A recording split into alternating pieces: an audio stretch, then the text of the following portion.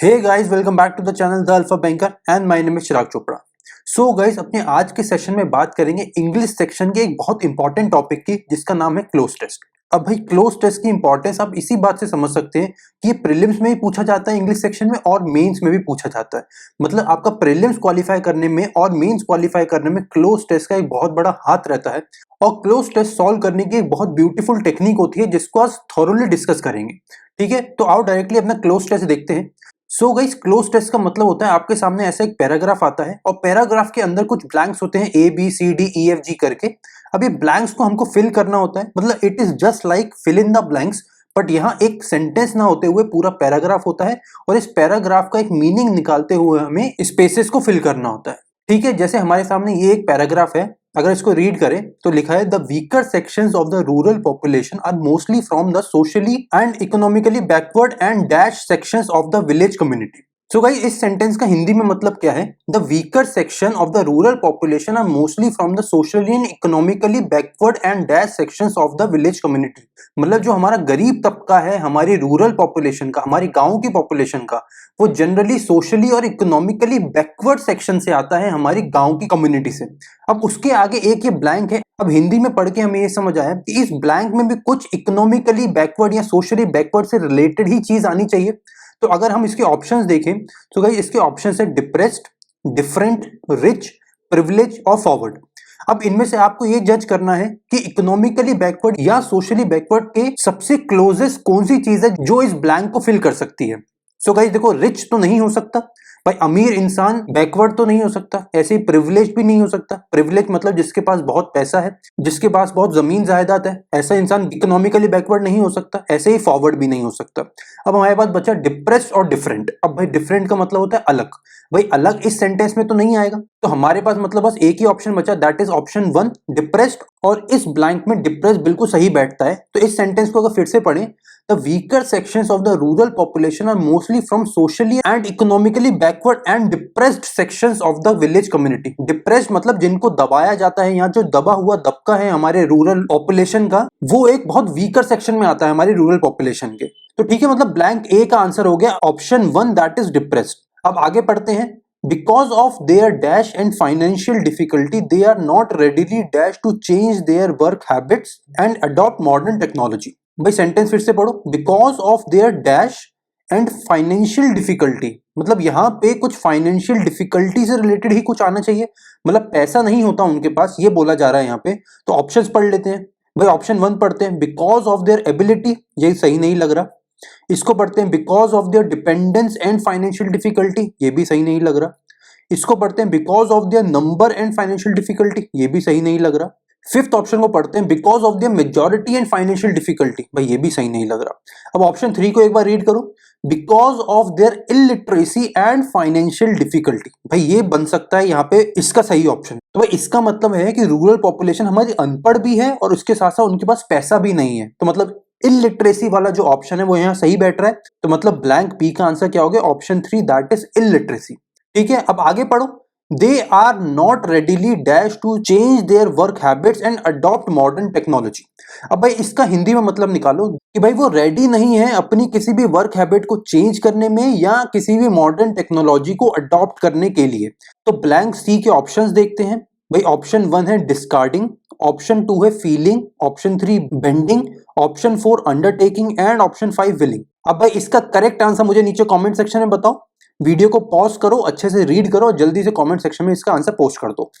अब गाइस एक एक करके सारे ऑप्शंस को फिट करने की कोशिश करते हैं। भाई they are not readily discarding, भाई डिस्कार्डिंग सही नहीं लग रहा। दे आर रेडीली फीलिंग, भाई फीलिंग भी सही नहीं लग रहा।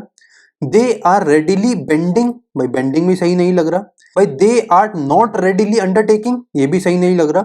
और they are not readily willing, भाई विलिंग का मतलब होता है वो चाहते नहीं है, और इसका हमने हिंदी में मतलब क्या निकाला था कि वो किसी भी नई वर्क हैबिट को या मॉडर्न टेक्नोलॉजी को अडॉप्ट करना नहीं चाहते। मतलब they are not readily willing. तो मतलब ब्लैंक सी का ऑप्शन क्या हो गया? Option 5, that is willing. अब आगे पढ़ते हैं इसको। Dash sure about the traditional methods, they are dash to take to dash equipment and techniques which require some time to get accustomed for dash work। अब भाई एक ही सेंटेंस में 1 2 3 4 blanks दे दिए इन्होंने, मतलब अब यहाँ पे हमको इसका पहले मीनिंग निकालना पड़ेगा जिससे ये चारों के चारों ब्लैंक्स एक ही सेंटेंस के हम फिल कर पाए। ठीक है, इसका हिंदी में मतलब निकाल लेते हैं। भाई हिंदी में इसका क्या मतलब आएगा, dash sure about the traditional methods, they are dash to take to dash equipment and techniques which require some time to get accustomed for dash work. भाई अभी तक हमने ऊपर क्या पढ़ा है कि ये गांव वाले जो लोग हैं उसमें सबसे गरीब तबका रहता है सोशली इकोनॉमिकल बैकवर्ड लोगों का और डिप्रेस सेक्शन का। अब इन लोगों के साथ क्या इशू है कि भाई फाइनेंशियल डिफिकल्टी और इलिटरेसी की वजह से ये किसी भी नए चेंज को वर्क हैबिट्स में और मॉडर्न टेक्नोलॉजी को अडॉप्ट करना नहीं चाहते। भाई मॉडर्न टेक्नोलॉजी को अडॉप्ट करना नहीं चाहते इसका मतलब ट्रेडिशनल मेथड को तो वो हमेशा यूज करना चाहते हैं। भाई हमारे जो बड़े बुजुर्ग हैं भाई वो नया टच स्क्रीन वाला मोबाइल यूज करना नहीं चाहते, बट जो पुराना कीपैड वाला मोबाइल आता था वो उसको यूज करने में हमेशा कंफर्टेबल रहते हैं। इसका मतलब ट्रेडिशनल मेथड में वो कंफर्टेबल रहेंगे और जो नए मेथड हैं, जो नए इक्विपमेंट हैं, जो नई टेक्निक्स हैं उसको वो अडॉप्ट करना नहीं चाहेंगे, उससे वो दूर भागेंगे, उसमें वो अनकंफर्टेबल फील करेंगे। तो इस सेंटेंस का ऐसे ही कुछ मतलब हम निकाल सकते हैं कि dash sure about the traditional method, मतलब वो ट्रेडिशनल मेथड्स के लिए हमेशा श्योर रहते हैं, and they are dash to take to dash equipment and techniques which require some time to get accustomed for dash work, और वो नई टेक्निक और नए इक्विपमेंट्स को यूज करने में हमेशा दूर भागते हैं। अब भाई अगर ब्लैंक डी के ऑप्शंस को पढ़ें, making, having, quite, being, not.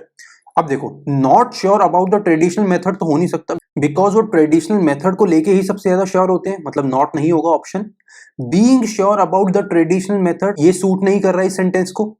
Quite sure about the traditional method, भाई quite sure about the traditional method मतलब वो ट्रेडिशनल मेथड को लेके क्वाइट श्योर रहते हैं हमेशा, भाई ये बन सकता है ऑप्शन। आगे पढ़ लेते हैं, having sure about the traditional method, ये ऑप्शन सही नहीं है। और फर्स्ट ऑप्शन पढ़ लेते हैं, making sure about the traditional method, मतलब ये भी ऑप्शन सही नहीं है। इसका मतलब एक ही ऑप्शन है जो हमारी इस ब्लैंक को फिल कर सकता है, वो है quite sure, that is option C. मतलब ब्लैंक डी का आंसर हो गया quite sure about the traditional method.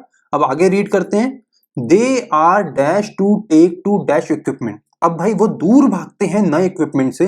दूर भागने का मतलब क्या होता है भाई, दूर भागने का मतलब होता है रिलक्टेंट। रिलक्टेंट मतलब वो नई टेक्निक को इतनी जल्दी यूज करना नहीं चाहते, कंफर्टेबल नहीं है।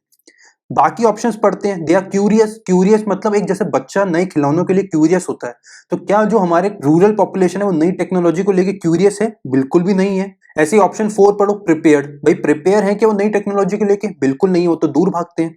बाउंड, बाउंड मतलब होता है वो चाहते हैं नई टेक्नोलॉजी को यूज करना? बिल्कुल भी नहीं चाहते। और फोर्स, भाई फोर्स तो उनको कोई भी नहीं कर रहा है, तो फोर्स भी ऑप्शन नहीं होगा। इसका मतलब ऑप्शन क्या इसका सही हो गया, option 2, that is reluctant. They are reluctant to take to dash equipment. अब भाई ये वाला ऑप्शन हम अभी से बता सकते हैं कि डैश इक्विपमेंट, कुछ नए इक्विपमेंट की बात हो रही है, कुछ इंप्रूव्ड इक्विपमेंट की बात हो रही है, कुछ इनोवेटिव इक्विपमेंट की बात हो रही है। तो ब्लैंक एफ के ऑप्शंस देख लेते हैं, farming, traditional, improved, powerful, old. भाई they are reluctant to take to old equipment होगा? बिल्कुल भी नहीं होगा। टू पावरफुल इक्विपमेंट होगा? हो सकता है। टू इंप्रूव्ड इक्विपमेंट होगा? हो सकता है। टू ट्रेडिशनल इक्विपमेंट होगा? भाई ट्रेडिशनल इक्विपमेंट से तो वो हमेशा पास भागते हैं, दूर थोड़ी भागते हैं। और फाइनली ऑप्शन 1 देखो, फार्मिंग इक्विपमेंट, तो ये भी ऑप्शन सही नहीं है। इसका मतलब ऑप्शन 3 या ऑप्शन 4 में से एक आंसर होगा इसका। अब एक और बार पढ़ते हैं, they are reluctant to take to dash equipment and techniques. भाई they are reluctant to take to powerful या इंप्रूव्ड। भाई वो नई चीज से दूर भागते हैं, मतलब इंप्रूव्ड हो रही है, नई चीजें इंप्रूव होके आती हैं। भाई हमारा आज जो टच स्क्रीन फोन है वो कीपैड वाले फोन से इंप्रूव हुआ ना, इसका मतलब ये ट्रेडिशनल के पास जाते हैं, मतलब इंप्रूव से दूर भागते हैं। इसका मतलब ऑप्शन 3 इंप्रूव सही हो गया, और पावरफुल यहाँ इतना सूट नहीं कर रहा। इसका मतलब इस क्वेश्चन का आंसर हो गया ऑप्शन 3, दैट इज इंप्रूव्ड।